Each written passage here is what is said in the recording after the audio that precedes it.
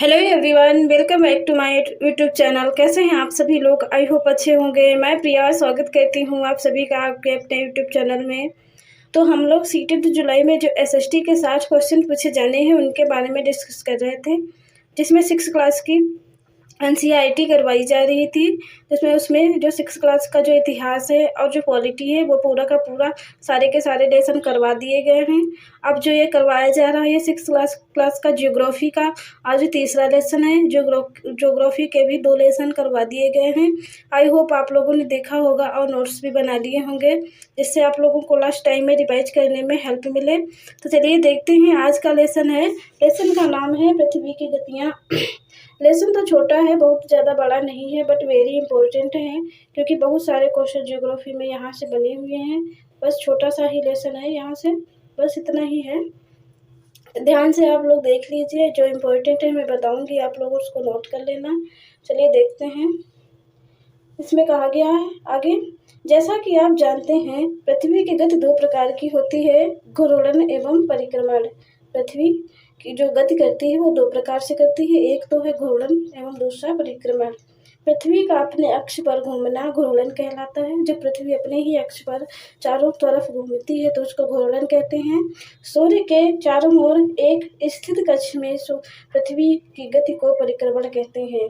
जब सूर्य के चारों ओर एक स्थिति में पृथ्वी घूमती है तो उसको परिक्रमण कहते हैं। ये इतना नोट कर लेना है आप लोगों को, इम्पोर्टेंट है। चलिए आगे हैं। पृथ्वी का अक्ष एक काल्पनिक रेखा है जो इसके कक्षीय समतल सतह से 66.5 डिग्री का कोण बनाती है। वह समतल कक्ष जो कक्ष के द्वारा बनाया गया उसे कक्षीय समतल कहते हैं। वह समतल जो कक्ष के द्वारा बनाया जाता है उसे कक्षीय समतल कहते हैं। पृथ्वी सूर्य से प्रकाश प्राप्त करती है, नोट कर लेना है। पृथ्वी का आकार गोले के समान है, इसलिए एक समय में सिर्फ इसके आधे भाग पर ही सूर्य की रोशनी प्राप्त होती है। सूर्य की ओर वाले भाग में दिन होता है, जबकि दूसरा भाग जो सूर्य से दूर होता है वहाँ रात होती है। ग्लोब पर वह वृत्त जो दिन व रात को विभाजित करता है उसे प्रदीप्त वृत्त कहते हैं। वेरी इंपॉर्टेंट लाइन पूछी गई है उठा के, ऐसे ही जैसे इसमें लिखी है। यह वृत्त अक्ष से के साथ नहीं मिलता है। ये मोस्ट इम्पोर्टेंट पूछा गया है। जो पृथ्वी के बीच का जो प्रदीप्त वृत्त है, जो उसको दिन और रात में पृथ्वी को विभाजित करता है, उसका जो अक्ष है वृत्त है वो अक्ष से मिलता है, तो उसको उसमें नहीं कर देना है क्योंकि यह वृत्त अक्ष के साथ नहीं मिलता है। इसको ध्यान रखिएगा, ये पूछा गया है। जैसा कि आप 3.2 में देख सकते हैं कि पृथ्वी अपने अक्ष पर एक चक्कर पूरा करने में लगभग 24 घंटे का समय लेती है। घूर्णन के समय काल को पृथ्वी का दिन कहा जाता है। यह पृथ्वी की दैनिक गति है। चलिए आगे देखें। ये यहाँ पे ये प्रदीप्त वृत्त है जो पृथ्वी का दिन और रात में 2 बराबर भागों में बांटता है, दिन और रात। चलिए आगे। अगर पृथ्वी घूर्णन नहीं करेगी तो क्या होगा? अगर पृथ्वी घूर्णन नहीं करेगी तो क्या होगा? सूर्य के तरफ वाले भाग में पृथ्वी के भाग में हमेशा दिन होगा। अगर जो पृथ्वी है अगर वो घूर्णन नहीं करेगी तो जिस तरफ सूर्य है उस तरफ हमेशा ही दिन होगा, जिसके कारण उस भाग में गर्मी लगातार पड़ेगी। दूसरे भाग में हमेशा अंधेरा रहेगा एवं पूरे समय ठंडी पड़ेगी। मतलब अगर पृथ्वी हमारी घूर्णन नहीं करेगी तो जिस तरफ सूर्य है उधर हमेशा सूर्य ही रहेगा, जिसके कारण वहाँ हमें बहुत ज़्यादा गर्मी हो जाएगी, और जिस तरफ अंधेरा है उस तरफ अंधेरा ही रहेगा और उस समय बहुत ठंडी पड़ेगी। इस तरह की अवस्था में जीवन संभव नहीं हो पाएगा। अगर ऐसा हो गया तो हमारा जीवन जो पृथ्वी पर है वो संभव नहीं हो पाएगा। पृथ्वी की दूसरी गति जो सूर्य के चारों ओर कक्ष में होती है उसे परिक्रमण कहा जाता है। दूसरी गति है जो सूर्य के चारों ओर पृथ्वी चक्कर लगाती है, उसको परिक्रमण कहते हैं। पृथ्वी एक वर्ष या 365 दिन में सूर्य का चक्कर लगाती है। हम लोग एक वर्ष 365 दिन का मानते हैं तथा सुविधा के लिए 6 घंटे को इसमें से नहीं जोड़ते हैं। ये देखो बॉक्स में जो लिखा है ये इम्पोर्टेंट है, इसको नोट कर लिया। कि प्राचीन भारतीय खगोल शास्त्री आर्यभट्ट ने बताया था कि पृथ्वी गोल है और अपने अक्ष पर घूर्णन करती है। इसको नोट कर लेना है। 4 वर्षों में प्रत्येक वर्ष बचे हुए 6 घंटे मिलकर एक दिन यानी 24 घंटे के बराबर बन जाते हैं। इसके अतिरिक्त दिन को फरवरी के महीने में जोड़ा जाता है। इस प्रकार प्रत्येक चौथे वर्ष फरवरी माह 28 दिन के बदले 29 दिन का होता है। ऐसा वर्ष जिसमें 366 दिन होते हैं उसे लीप वर्ष कहा जाता है। पता लगाइए कि अगला लीप वर्ष कब होगा। इतना है इम्पोर्टेंट, इनको नोट कर लेना है आप लोगों को। आगे है, ध्यान दीजिए कि पृथ्वी पूरे कक्ष में एक ही दिशा में झुकी हुई है। सामान्यतः एक वर्ष को गर्मी, सर्दी, वसंत एवं शरद ऋतुओं में बांटा गया है। जो पूरा का पूरा एक वर्ष होता है उसको 4 ऋतुओं में बांटा गया है। कौन कौन सी है वो? एक गर्मी, सर्दी, वसंत और शरद ऋतु। ऋतुओं में परिवर्तन सूर्य के चारों ओर पृथ्वी के स्थिति में परिवर्तन के कारण होता है। Very important.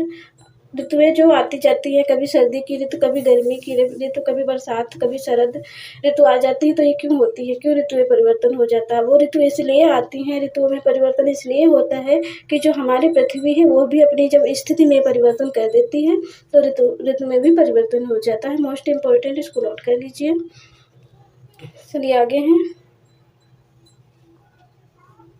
यहाँ एक्सपेरिमेंट करके ऐसे दिखाया गया है। इम्पोर्टेंट मैं वही करवा रही हूँ।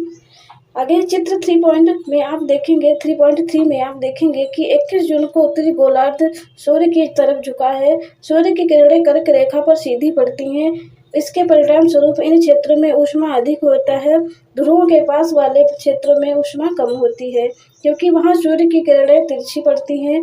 उत्तरी ध्रुव सूर्य की तरफ झुका होता है तथा उत्तरी ध्रुव के रेखा वाले भागों पर लगभग 6 महीने तक लगातार दिन रहता है। चूंकि उत्तरी गोलार्ध के बहुत बड़े भाग में सूर्य की रोशनी प्राप्त होती है, इसलिए विषुवत वृत्त के उत्तरी भाग में गर्मी का मौसम होता है। 21 जून को इन क्षेत्रों में सबसे लंबा दिन तथा सबसे छोटी रात होती है। पृथ्वी की इस अवस्था को उत्तर अयनांत कहते हैं।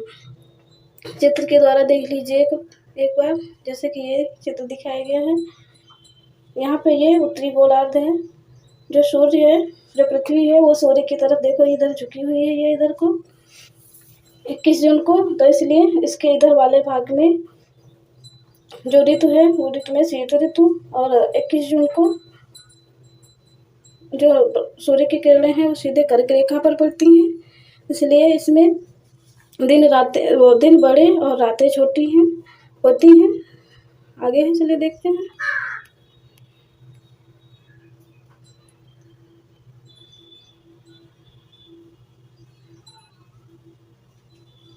22 दिसंबर को दक्षिणी ध्रुव के सूर्य की ओर झुके होने के कारण मकर रेखा पर सूर्य की किरणें सीधी पड़ती हैं। चूंकि सूर्य की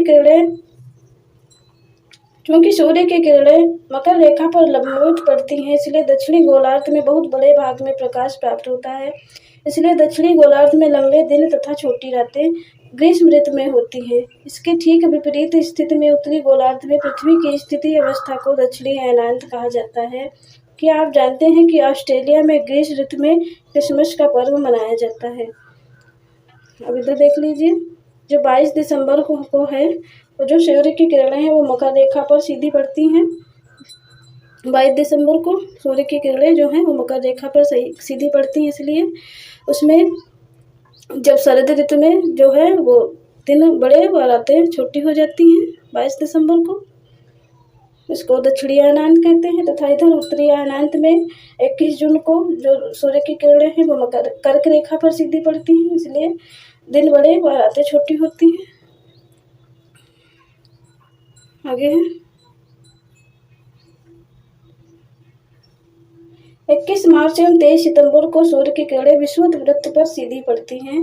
इस अवस्था में कोई भी ध्रुव सूर्य की ओर नहीं झुका होता है, इसलिए पृथ्वी पर दिन रात बराबर होते हैं। मोस्ट इम्पोर्टेंट ये डेट याद कर लेना। 21 मार्च और 23 सितंबर को सूर्य की किरणें सीधे विषुवत वृत्त पर पड़ती हैं। इस अवस्था में कोई भी ध्रुव सूर्य की ओर नहीं झुका होता है, इसलिए दिन पृथ्वी पर दिन और रातें दोनों एकदम से बराबर होते हैं। इसे विषुव कहा जाता है। इतना नोट कर लेना है आप लोगों को, मोस्ट इम्पोर्टेंट है।